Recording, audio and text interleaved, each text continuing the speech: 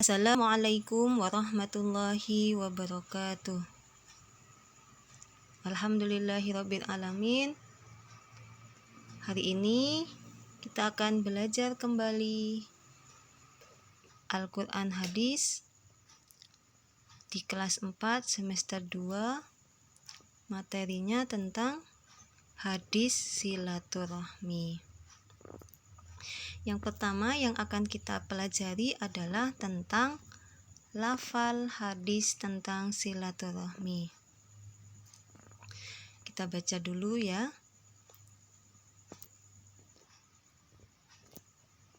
An Anas bin Malik anna Rasulullahi sallallahu alaihi wasallam qala man ahabba ayyub satolahu fi rizkihi wa yunsa'alahu fi atharihi falyasil rahimah.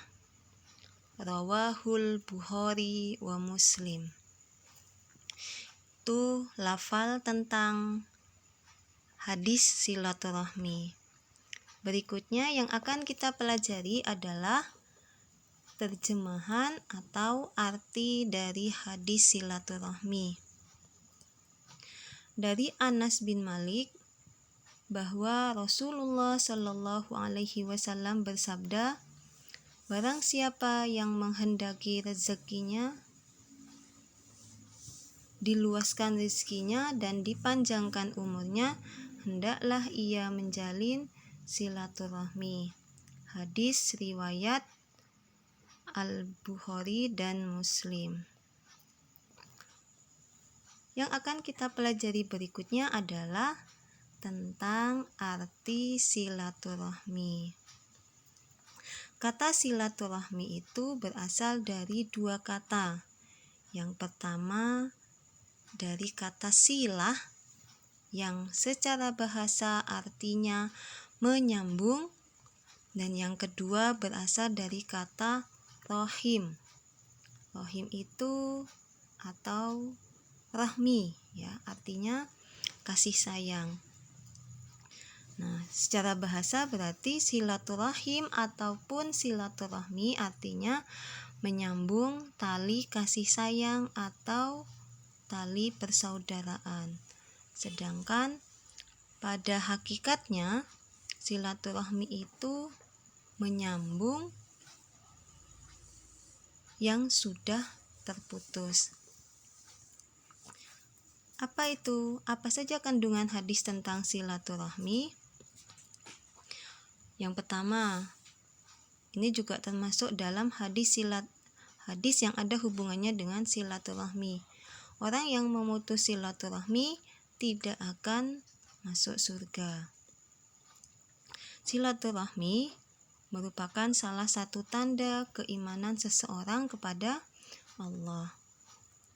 Silaturahmi yang paling utama kita lakukan adalah silaturahmi kepada orang tua. Sedangkan keutamaan atau manfaat silaturahmi itu sendiri adalah dipanjangkan umurnya dan diluaskan rizkinya. Ya, anak-anakku, silaturahmi sendiri dapat kita lakukan dengan cara yang pertama. Coba perhatikan, di situ ada gambar apa? Ya, itu gambar seseorang yang sedang bertamu atau berkunjung ke rumah temannya. Jadi silaturahmi itu bisa dilakukan yang pertama dengan cara berkunjung ke rumah teman, saudara, tetangga, kakek, nenek, dan sebagainya. Nah, misalkan kita tidak dapat berkunjung ke rumah saudara, silaturahmi itu bisa dilakukan dengan cara yang kedua, yaitu menelpon atau mengirim WA atau video call kalau zaman sekarang ya. Kalau zaman dulu silaturahmi itu bisa dilakukan dengan cara mengirim surat. Yang ketiga, silaturahmi itu dapat dilakukan dengan cara sholat berjamaah di masjid ya. sholat Jumat ataupun ketika kalian sholat Idul Fitri, Idul Adha. Yang keempat, nah perhatikan itu gambar ada orang yang sedang sakit dan sedang ditengok oleh temannya. Di silaturahmi bisa dilakukan dengan cara menengok orang yang sedang sakit. Nah, yang perlu kita perhatikan ketika bersilaturahmi, yang pertama adalah mengucap salam. Ketika misalkan kita berkunjung ke rumah teman ataupun saudara, jangan lupa ketok pintu dan mengucap salam. Yang kedua, berjabat tangan. Yang ketiga, berbicara dengan bahasa yang santun. Jangan bahasanya yang kasar ya, tetap dijaga bahasanya. Yang keempat, gunakan waktu yang tepat. Misalkan sudah waktunya istirahat, nah jangan kalian datang berkunjung, atau waktunya sholat juga jangan berkunjung. Nah, karena